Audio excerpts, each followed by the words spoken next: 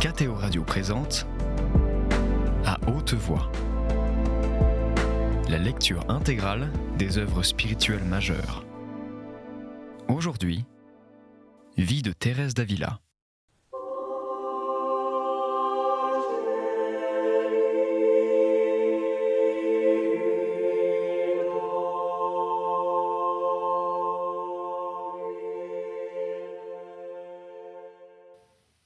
Je retirai encore de là plusieurs avantages précieux que je vais dire et beaucoup d'autres que je ne saurais raconter. Le Seigneur m'adressa alors une parole spéciale qui fut pour moi une très haute faveur. Je ne sais comment cela se passa, car je ne vis rien. Je me trouvais dans un état qu'il m'est impossible d'exprimer. J'étais remplie d'un courage extraordinaire et prête à accomplir de tout mon pouvoir ce que prescrit la moindre parole des divines Écritures. Il me semblait que, pour cela, j'aurais enduré tous les tourments du monde. Une image très vive de cette divine vérité qui me fut représentée s'est gravée en moi. Je ne saurais en dire ni le mode ni le degré. Mais elle m'inspire un respect tout nouveau pour Dieu. Elle me donne une connaissance vraiment ineffable de sa majesté et de son pouvoir. Aussi, je dois comprendre que c'est là une haute faveur.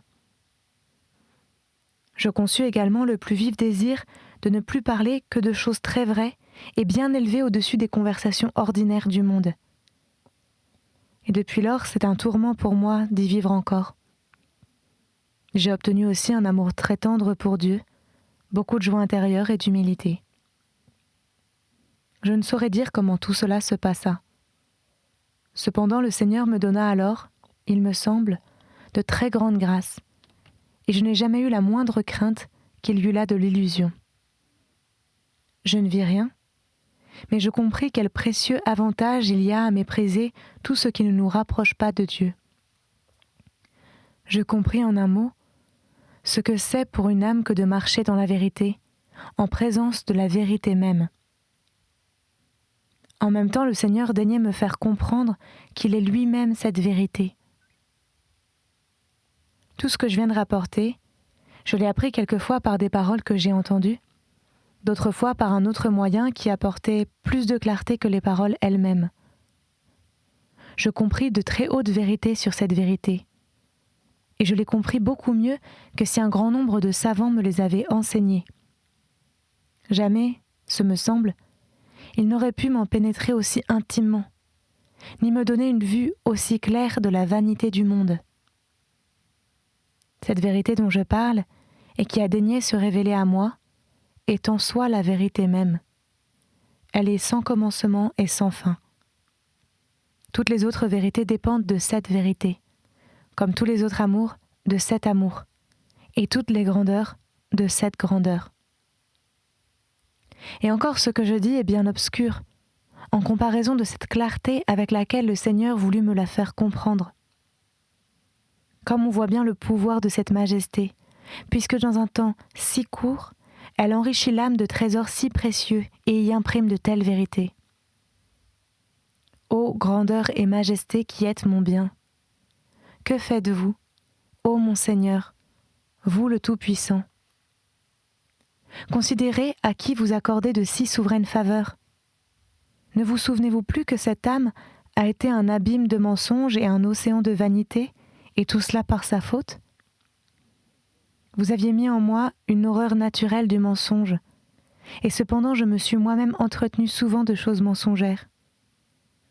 Comment, ô mon Dieu, est-il possible, comment est-il concevable que vous vous abaissiez à accorder tant d'amour et tant de grâce à une âme qui s'en est rendue si indigne? Étant un jour à réciter les petites heures avec la communauté, j'entrai tout d'un coup dans un recueillement intime. Mon âme tout entière me semblait comme un clair miroir, sans revers, ni côté, ni haut ni bas, qui ne fût tout resplendissant. Au centre d'elle-même, je vis le Christ notre Seigneur sous la forme où il a coutume de m'apparaître. Je le voyais, ce me semble, très clairement dans toutes les parties de mon âme, comme dans un miroir. Et ce miroir, à son tour, se représentait tout entier sous je ne sais quel mode dans ce même Seigneur, par une communication toute d'amour qu'il me serait impossible de dépeindre. Mais à coup sûr, cette vision m'est très avantageuse, chaque fois que le souvenir s'en présente à ma mémoire, surtout quand je viens de communier. J'ai compris alors qu'une âme qui commet le péché mortel recouvre ce miroir d'un épais nuage et le rend très noir. Et alors le Seigneur ne peut s'y représenter ni y être vu, bien qu'il y soit toujours présent pour nous donner l'être. Je vis aussi que tomber dans l'hérésie, c'est pour ainsi dire briser ce miroir, chose bien plus malheureuse que de le noircir. Il y a une très grande différence entre la manière dont on comprend ces vérités et celle dont on parle, car il est difficile d'en donner une idée. Mais cette vision m'a été extrêmement précieuse. Elle a produit aussi en moi le plus vif regret d'avoir tant de fois par mes offenses obscurci mon âme et de m'être privé de la vue du Seigneur. Cette vision me semble avantageuse pour les personnes adonnées au recueillement intérieur. Elle leur apprend à considérer le Seigneur au plus intime de leur âme. Par là, on s'attache davantage à lui et l'on retire beaucoup plus de fruits qu'en le considérant hors de soi, comme je l'ai déjà dit à différentes reprises. D'ailleurs, plusieurs livres d'oraison l'affirment en indiquant où il faut chercher Dieu. Le glorieux saint Augustin, en particulier, nous dit qu'après l'avoir cherché par les places publiques, dans les plaisirs, partout, il ne le trouvait nulle part comme au-dedans de lui-même. Cette méthode est incomparablement la meilleure. Point n'est besoin d'aller au ciel, ni d'aller plus loin qu'en nous-mêmes. Ce serait se fatiguer l'esprit et distraire l'âme pour arriver à un résultat moins fructueux. Je veux ici faire remarquer une chose qui peut arriver quand on a un grand ravissement. Une fois passé cet état d'union pendant lequel les puissances sont complètement absorbées et qui dure peu, comme je l'ai dit, l'âme demeure dans un profond recueillement même extérieur, sans pouvoir revenir à elle-même. Mais ces deux puissances, l'entendement et la mémoire, sont encore dans une sorte de frénésie, absolument hors d'elles-mêmes.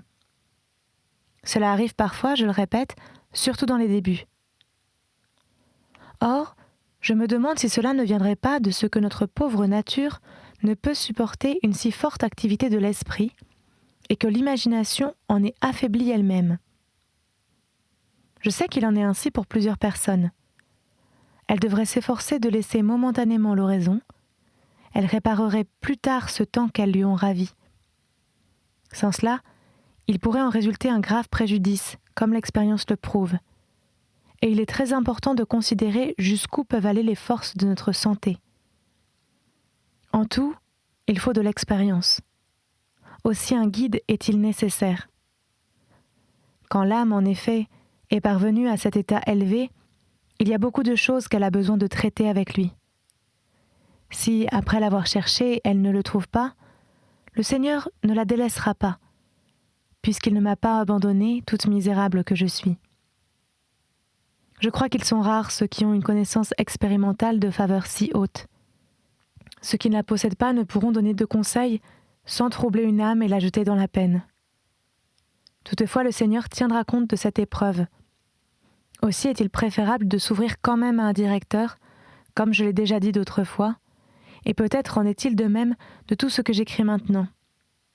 Cependant, ne m'en souvenant pas bien, je le répète encore parce que je le juge très important, surtout pour les femmes. Elles doivent se laisser diriger par le confesseur.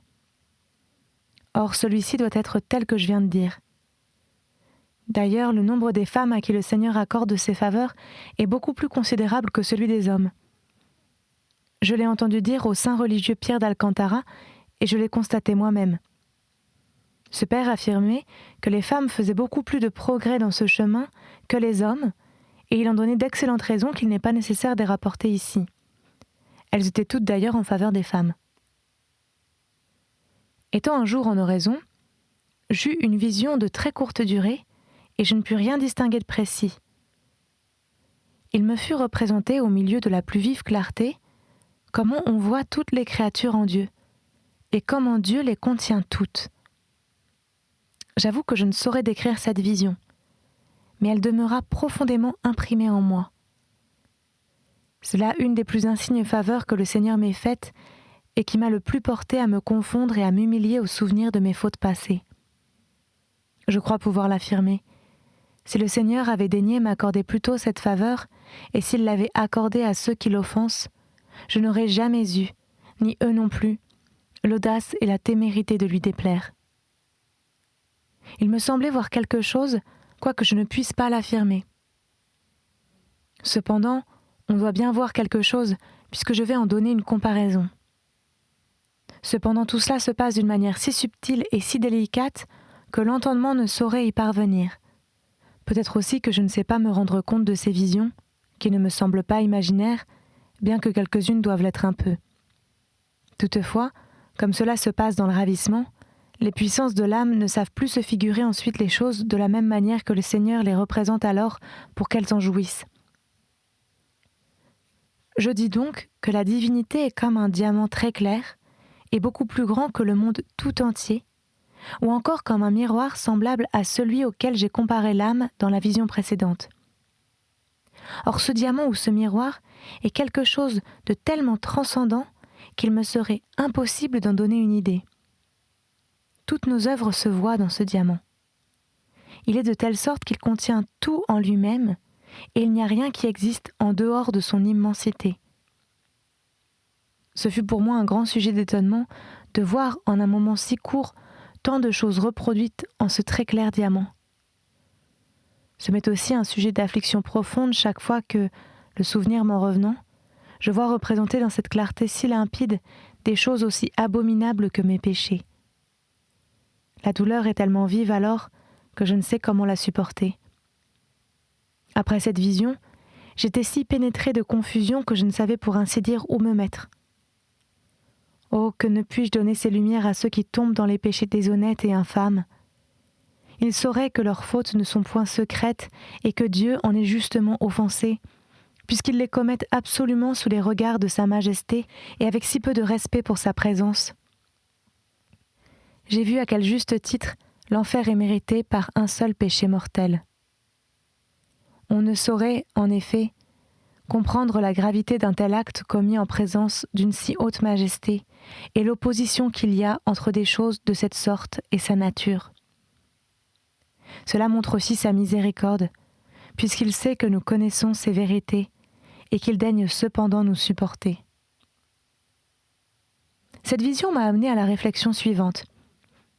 Si un tel spectacle cause à l'âme tant de terreur, que sera-ce au jour du jugement, alors que cette souveraine majesté se manifestera clairement à nous et que nous verrons tous nos péchés? Oh mon Dieu, dans quel aveuglement j'ai vécu! Bien souvent j'ai été saisie d'effroi à la pensée de ce que j'écris maintenant. Mais vous, mon Père, n'en soyez pas étonné. Ce qui doit vous surprendre, c'est que je puisse vivre encore quand je vois ces choses et que je me considère moi-même. Béni soit à jamais celui qui m'a tant supporté. Faisant un jour oraison, avec beaucoup de recueillement, de douceur et de quiétude, il me semblait que j'étais tout environnée d'anges et très rapprochée de Dieu. Je me mis à prier avec ferveur Sa Majesté pour les besoins de l'Église. Il me fut donné de voir le grand bien qu'un certain ordre devait faire dans les derniers temps et le courage avec lequel les religieux de cet ordre soutiendraient la foi. Un autre jour, je priais au pied du très saint sacrement quand m'apparut un saint dont l'ordre a été un peu déchu. Il ouvrit un grand livre qu'il tenait en main et me dit de lire quelques paroles qui s'y trouvaient écrites en caractères très gros et très nets. J'y lus ceci. Dans les temps à venir, cet ordre sera prospère et aura beaucoup de martyrs. Une autre fois, tandis que j'étais au chœur, à matines, j'eus une vision. Je vis se placer devant moi 6 ou 7 religieux qui semblaient du même ordre et tenaient des épées à la main. Je crois comprendre par là qu'ils doivent défendre la foi. Un autre jour, en effet, étant en oraison, j'eus une extase. Il me semblait que j'étais au milieu d'une vaste plaine où se trouvait une foule de combattants. Les religieux de cet ordre luttaient avec le plus grand courage. Leur visage était beau et tout en feu. Il renversait un grand nombre d'ennemis vaincus et en tuait d'autres. Ce combat me semblait livré contre les hérétiques. J'ai vu ce glorieux saint à différentes reprises et il m'a parlé de plusieurs choses. Il m'a aussi remercié des prières que je fais pour son ordre et promis de me recommander au Seigneur. Je ne désigne pas les ordres dont il s'agit, de peur d'offenser les autres. Le Seigneur les fera connaître si tel est son bon plaisir. Mais chaque ordre, ou plutôt chaque religieux, devrait travailler à être l'instrument dont Dieu se servirait pour procurer aux siens un tel bonheur que celui de servir l'Église dans les besoins immenses où elle se trouve aujourd'hui. Heureuse Lévi qui s'immolerait pour une telle cause. Quelqu'un me priait un jour de demander à Dieu de lui faire connaître s'il était de sa gloire qu'il acceptât un évêché. Le Seigneur me dit après la communion, lorsqu'il aura compris en toute vérité et clarté que la vraie domination est de ne rien posséder, alors il pourra l'accepter. Il me donnait à entendre par là combien ceux qui sont appelés aux prélatures doivent être éloignés de les désirer et de les vouloir, ou au moins de les rechercher. Telles sont les faveurs, sans parler de beaucoup d'autres, que le Seigneur a accordées et accorde continuellement à cette pécheresse. Il ne me semble pas utile d'en continuer le récit. Ce que j'ai dit, en effet, suffira à faire connaître mon âme et l'esprit d'oraison dont le Seigneur m'a favorisé. Qu'il soit béni à jamais d'avoir eu tant de sollicitude pour moi. Voulant un jour me consoler, il me dit avec beaucoup d'amour de ne pas avoir de chagrin.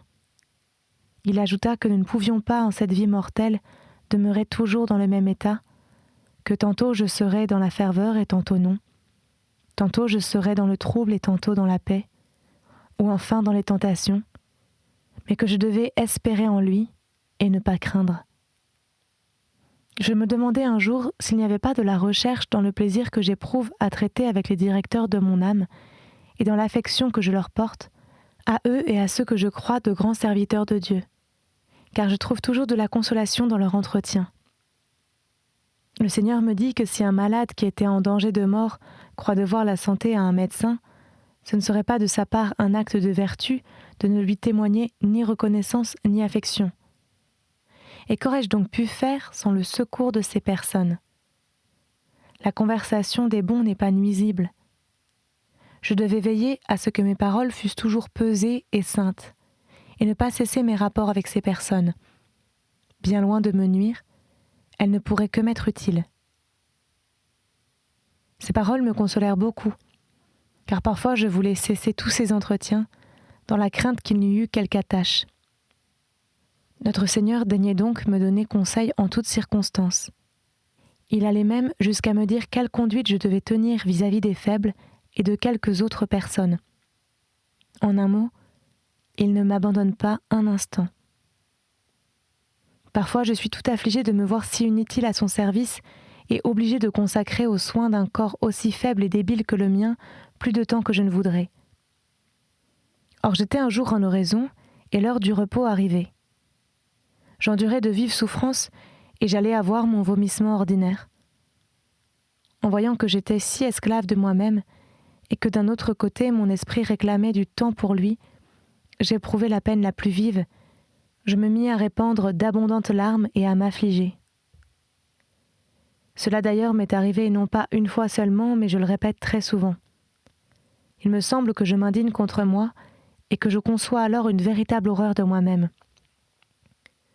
D'ordinaire, cependant, je n'éprouve pas, je le vois, cette horreur de moi, et je ne manque pas de prendre les soins que je crois nécessaires.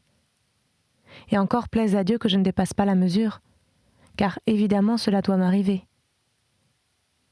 Tandis que j'éprouvais cette peine dont je viens de parler, le Seigneur m'apparut et me témoigna beaucoup de bonté. Il me dit de prendre ses soins par amour pour lui et avec résignation, car ma vie était encore nécessaire. Aussi je n'ai plus eu, ce me semble, la moindre peine, depuis le jour où j'ai résolu de servir de tout mon pouvoir ce Seigneur, mon vrai consolateur. S'il me laisse souffrir un peu, il ne manque pas de me donner ensuite de telles consolations que mon désir des souffrances n'est vraiment rien. Je n'ai donc plus maintenant, ce me semble, aucune raison de vivre, si ce n'est pour souffrir. C'est là ce que je demande à Dieu avec le plus d'instance. Je lui dis quelquefois avec toute la ferveur de mon âme, « Seigneur, ou mourir ou souffrir. Je ne vous demande pas autre chose. » Ce m'est une consolation d'entendre sonner l'horloge. Il me semble qu'en voyant cette heure de ma vie écoulée, je m'approche un peu plus du moment d'aller voir Dieu. Parfois je suis dans une disposition telle que je n'éprouve aucune peine de vivre, ni, ce me semble, aucune envie de mourir. C'est une sorte de tiédeur et d'obscurité pour tout, et qui provient sans doute, comme je l'ai dit, des vives souffrances que j'endure souvent. Le Seigneur a voulu rendre publiques ces faveurs dont Sa Majesté me comble. Lorsqu'il me prévint, il y a plusieurs années, qu'il en serait ainsi, j'en avais éprouvé une grande peine, et jusqu'à ce moment, je n'ai pas eu peu à en souffrir, comme vous le savez, mon Père, car chacun les interprète à sa manière. Ce qui m'a consolé, c'est qu'il n'y a pas eu de faute. Je n'en parlais en effet qu'à mes confesseurs, ou à des personnes qui, je le savais, l'avaient appris d'eux-mêmes. Pour moi, je veillais avec un soin extrême à n'en rien divulguer. Ce n'était pas humilité de ma part, cependant, car, je l'ai déjà dit, j'avais de la peine à m'en ouvrir même à mes propres confesseurs.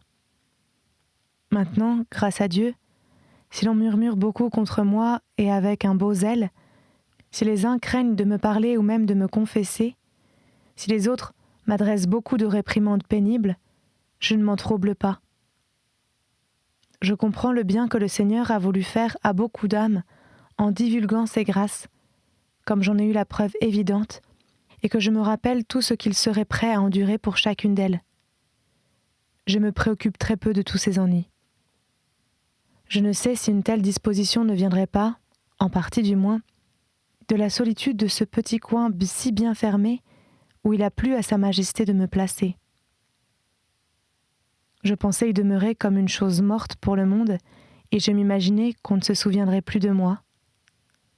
Mon désir ne s'est réalisé qu'en partie, et je me vois forcée de parler encore à quelques personnes. Toutefois, n'étant plus dans un lieu où l'on puisse me voir, il me semble que le Seigneur a voulu me mettre dans un port où, je l'espère de Sa Majesté, je vivrai en sécurité.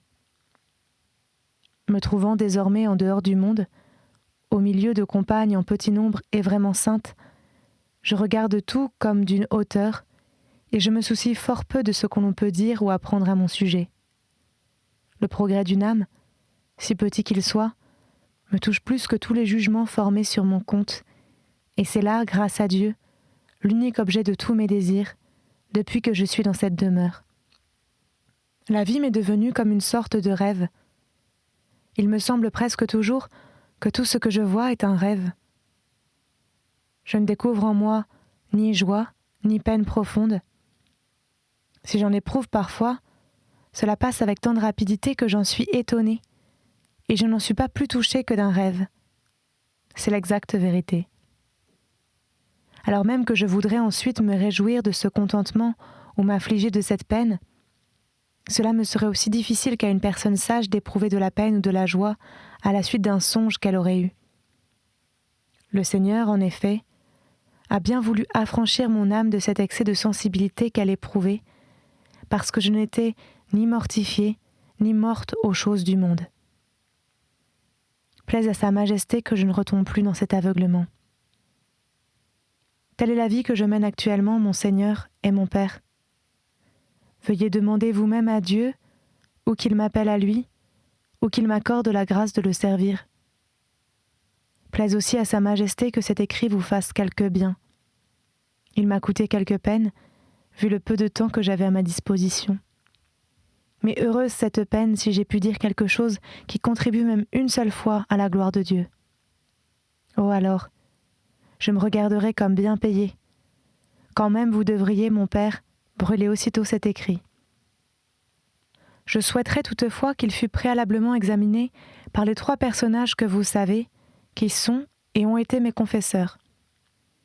Il est juste qu'ils perdent la bonne opinion qu'ils ont de moi si l'ouvrage n'est pas bien.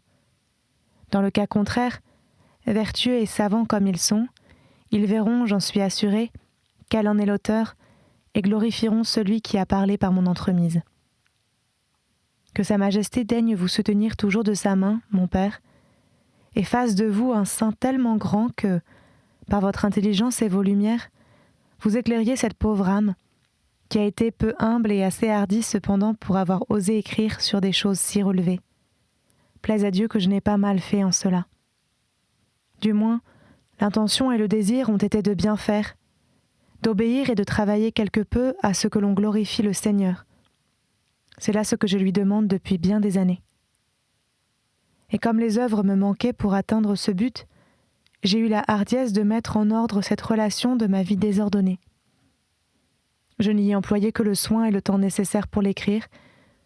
Je raconte ce qui s'est passé en moi avec toute la simplicité et la vérité possible que le Seigneur, qui est tout-puissant et qui peut ce qu'il veut, daigne m'accorder la grâce d'accomplir en tout sa volonté. Qu'il ne permette pas la perte de cette âme que Sa Majesté a par tant d'artifices et en tant de voies différentes, retirée si souvent de l'enfer et ramenée à lui, ainsi soit-il. Jésus. Que le Saint-Esprit soit toujours avec vous, mon Père, ainsi soit-il. Il ne serait pas mal de vous exposer dans tout son jour le service que vous m'avez demandé, afin de vous obliger à me recommander très instamment à notre Seigneur. J'ai tant souffert à me voir dépeinte dans ce récit et à rappeler à mon souvenir les innombrables infidélités de ma vie que j'en aurais bien le droit. Mais je puis le dire en toute vérité. Il m'a été plus pénible de raconter les faveurs dont le Seigneur m'a favorisé que mes offenses contre Sa Majesté. Je me suis conformée à ce que vous m'aviez demandé, en donnant de l'étendue à ma relation, mais à la condition que vous accomplirez ce que vous m'avez promis et déchirerez ce qui ne vous paraîtra pas bien. Je n'avais pas encore achevé de relire cet écrit quand on est venu le chercher de votre part. Sans doute il y aura des choses qui seront mal exposées et d'autres qui seront répétées. J'ai eu si peu de temps que je ne pouvais même revoir au fur et à mesure ce que j'écrivais. Je vous conjure donc de le corriger et de le faire copier dans le cas où on l'enverrait au Père Maître Avila, car on pourrait peut-être reconnaître mon écriture. Je désire ardemment qu'on fasse en sorte qu'il le voie. C'est même dans ce but que je me suis mise à le composer. Et s'il juge que je suis en bon chemin, je n'ai plus rien à ajouter pour faire ce qui dépendait de moi. Pour vous, faites ce que vous croirez le plus à propos. Mais considérez que vous avez des obligations vis-à-vis de celle qui vous confie ainsi son âme. Toute ma vie, je recommanderai la vôtre à notre Seigneur.